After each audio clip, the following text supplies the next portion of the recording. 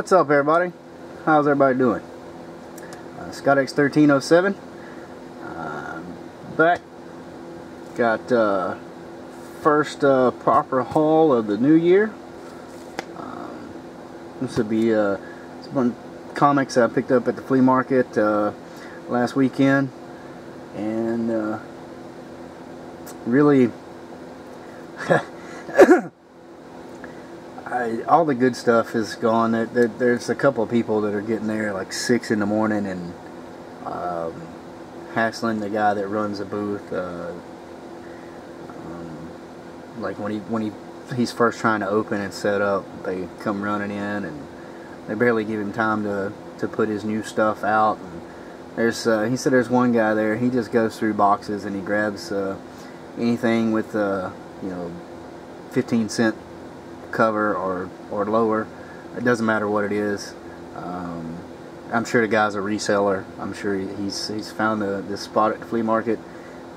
He grabs all the Silver Age books that he can get and picks them up. Doesn't matter what the title, condition, anything like that. And it's really not leaving much for those of us that get there, around 8 or so when the flea market is actually supposed to open.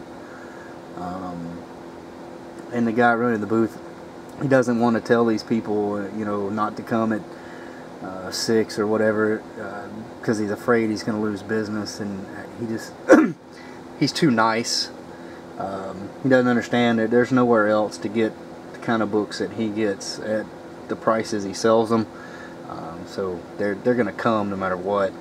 But yeah, it just sucks, that they got a couple people just taking everything just to turn around and resell, not leaving anything for the collectors that come a little bit later. But that's neither here nor there. I still found some decent stuff, and one surprise item I actually got for free. It's not in really good shape, but I'll save that for last because it's probably about the best thing, and I got it for free. So we'll start off with quarter books. I got some indie, DC and Marvel stuff, like always.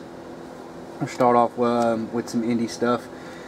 He had damn near a full run of, I believe it's the first volume of The Authority, and I have, I think, the first 20, 22, 23 issues of that I picked up years ago. A whole set I picked up for a couple of bucks, but he had that full run, and then issues after that. So I got issue 24, 25. I remember reading the first volume of Authority. This is a while after it had been out, and its popularity had already come and gone. But it was surprisingly good. Here's 26, 27, 28, and 29. So I'm hoping these issues will be as good as the others. Then I thought this was really cool. I don't know how many people remember this cartoon show. A lot of people didn't like it because it wasn't what they thought it was going to be. I remember watching it. It was okay. I don't remember a lot of details about it.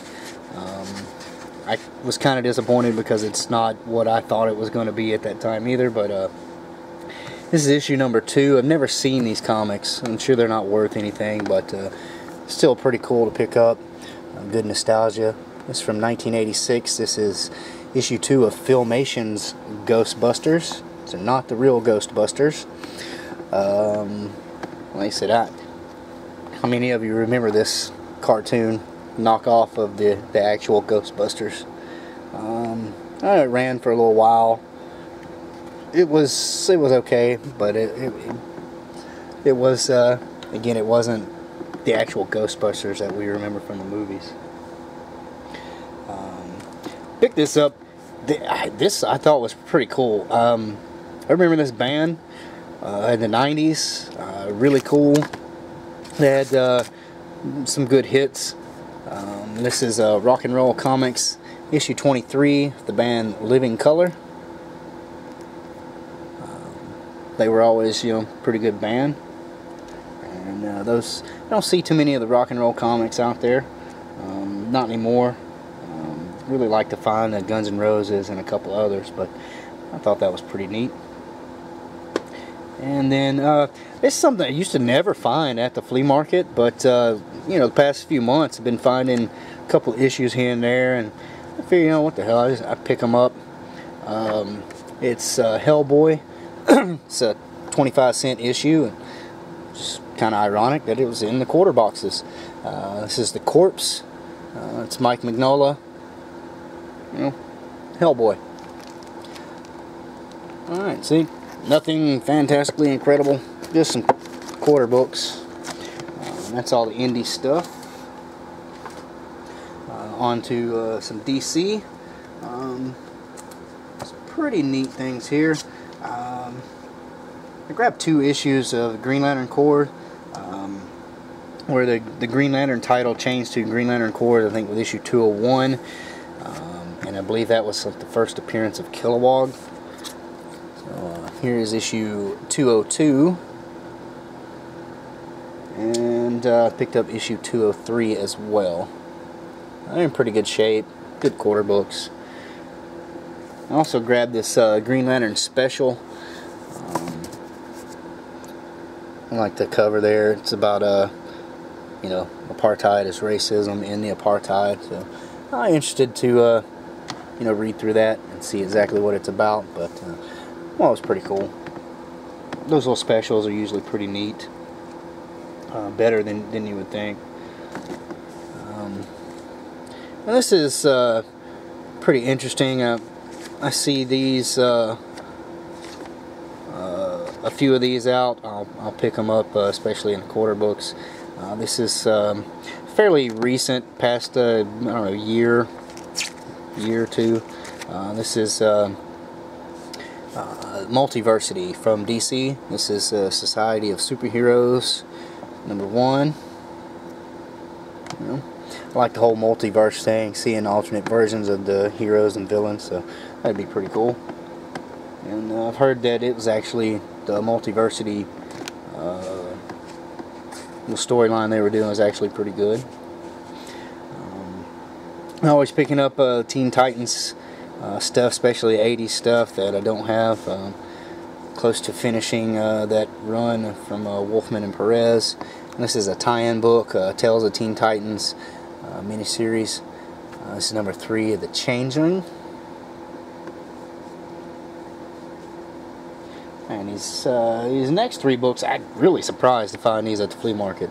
There's a couple of little nicks and things like that on them, but this series, especially the first year of this, was, I mean, it blew up, got incredibly popular. I know issue #1 was going for some pretty good money there for a while. I'm not sure about now, but this is the DC title Injustice, Gods Among Us, based on the video game. I found issue #2.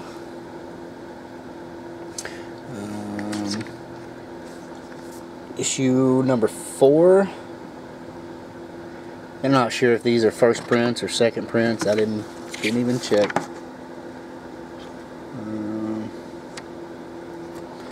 This one looks like it might be a second print with that cover, but I don't know. Yep, that's a second printing. 412.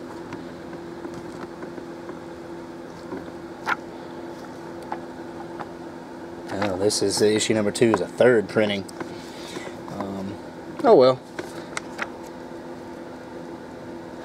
And then I also got issue #6. That appears to be a first printing. And I found a couple more issues of that before. It was pretty cool. They said that first year of that is really hard to find.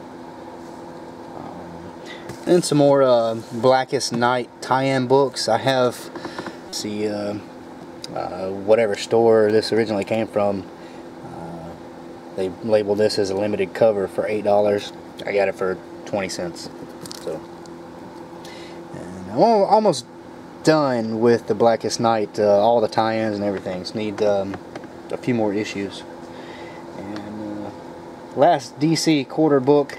I'm surprised to find this in the quarter books. Again, it's not in the greatest shape, but it's still in pretty good condition. It's definitely very very good reading condition. And on my way to completing this series as well. I'm really excited to be getting closer and closer to the end. This is Commandy, issue 46. Unfortunately, this is after Kirby had left the title, but it still carries on the story. And it's look, it's Keith Giffen.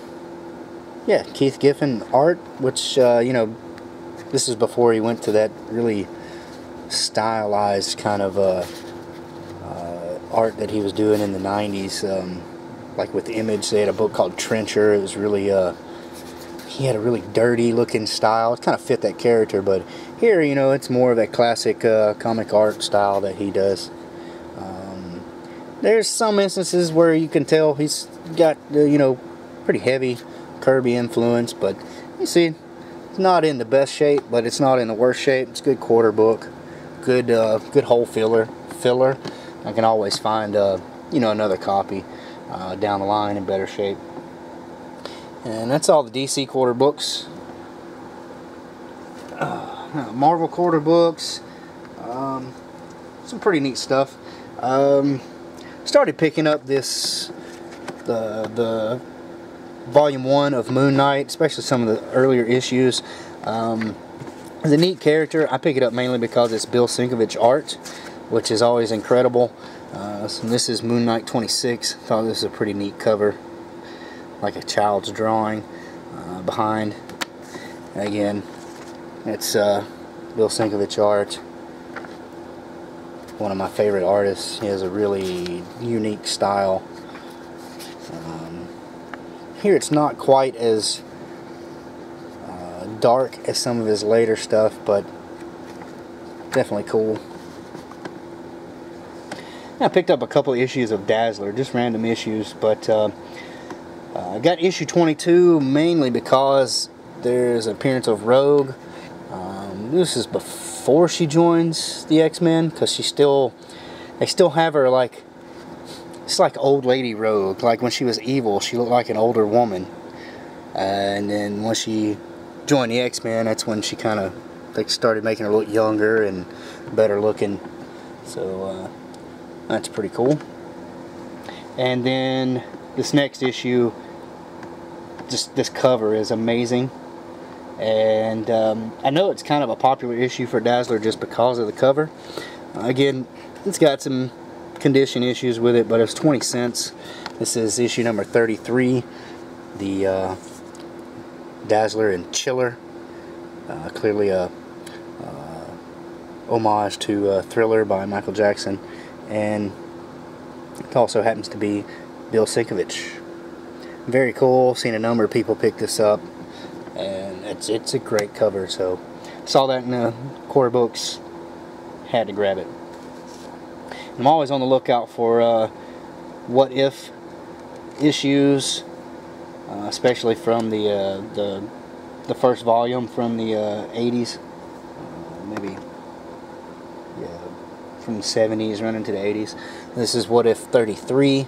It's got two stories. What if Dazzler had become the Herald of Galactus, and what if Iron Man was trapped in the time of King Arthur, which I believe actually happened, him and Dr. Doom both. And, I'm going to grab that, and issue 34. And this is one of those Editor's Month, so it's probably pretty silly. I love this. On Thor's hammer. This space for rent. And the phone number, 555 phone number. Look at Spider-Man there with his big googly eyes. Iron Man looks like Iron Maid. Yeah, everything's a little goofy.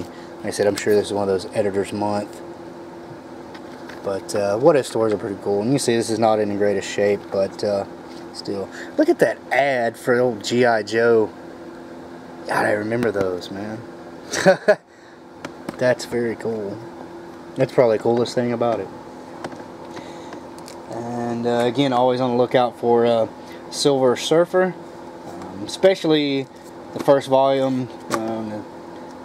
Very hard to find at a decent price, but the 80s 90s run was also very good, you know, from time to time. But anyway, I found several issues that I did not have. Silver Surfer 52. Again, none of these are in the best shape, but they're all still in pretty good condition. They make good run fillers. This is issue 59. And this is Ron Lim era. It's good art. Issue 60.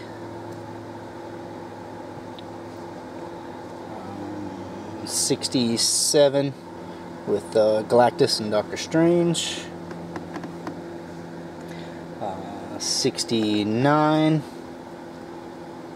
And these are Infinity War crossovers on these. Again, you can see this one is a little rougher than the others. It's got some creasing here. The cover is, if you can see that, it's got those wrinkles and creases on the cover, but you know, interior is still good shape. Good reading material. And last, Silver Surfer 72.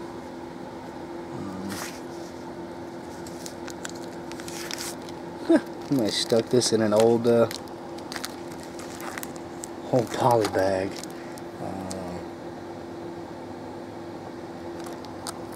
This might have been a mail, like a subscription issue. This is a postal service, you know, poly bag, like they came pre-bagged. It may be a subscription issue. It's hard to tell.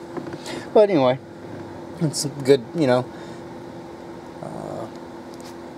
a few books to knock off the Silver Surfer run. Alright, last priced books. Like I said, nothing incredible. No Silver Age, no key issues or anything like that. But these were all like $1 or $2.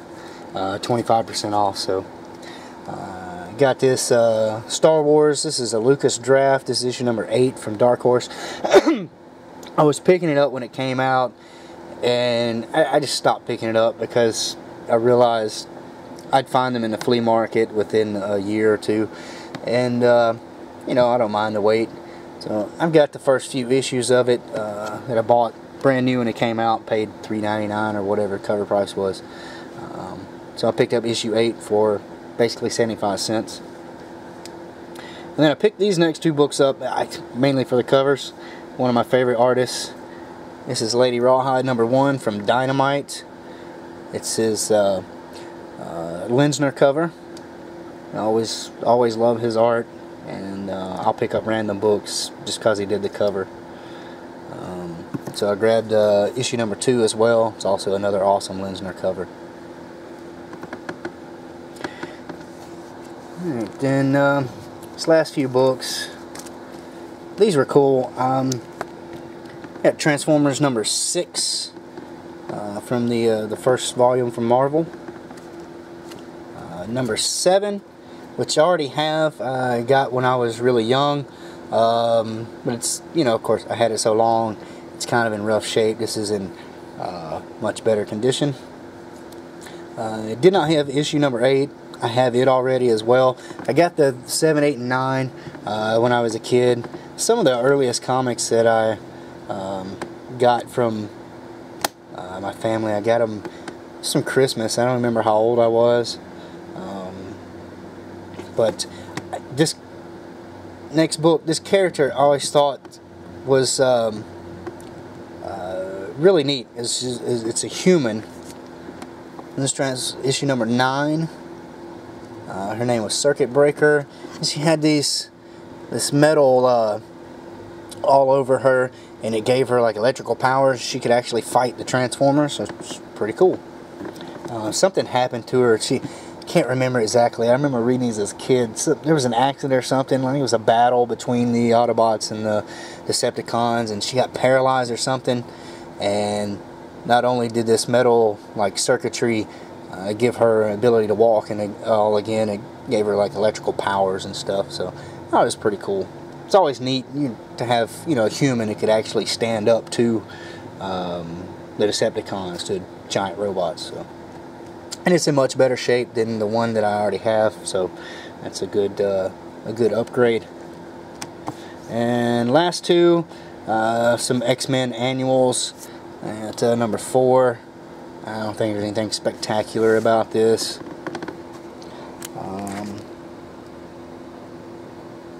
Then also got issue number, annual number 6 with Dracula.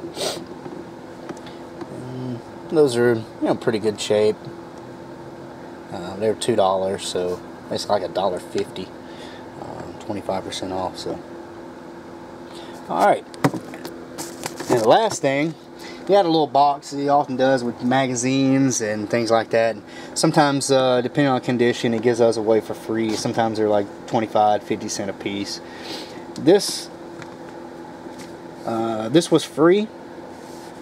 It's in pretty rough shape, but it's I've never seen one of these like in person.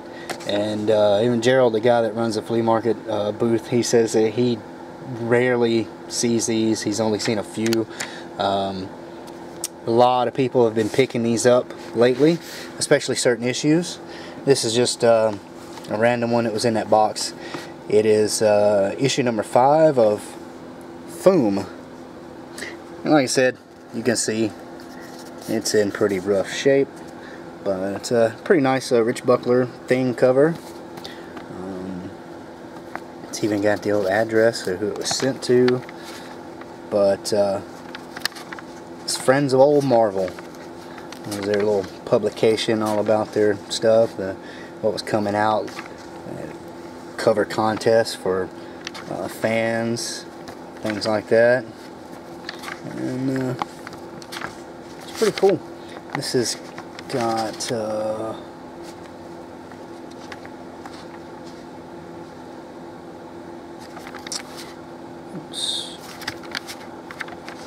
yeah, nothing special in this. Just some neat stuff. It's the first one I ever seen out, so I had to pick it up. It's got some staining, some damage in it, but it was free. You can tell the kid that got this filled out stuff on the back. It was Irving Awards. A little questionnaire. Never sent it in, which is cool because it's still in the book. But yeah, FOOM number 5, not in great shape, but still great piece of memorabilia to have. And got it for free. So, and that's it. That's first haul of 2016.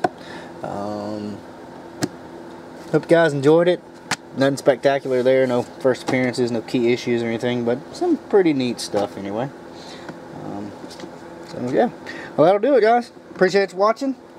Hope everybody has a great week coming up, and hope you can get out there and get to your local shops, flea markets, wherever you pick up your books, and find some pretty good stuff.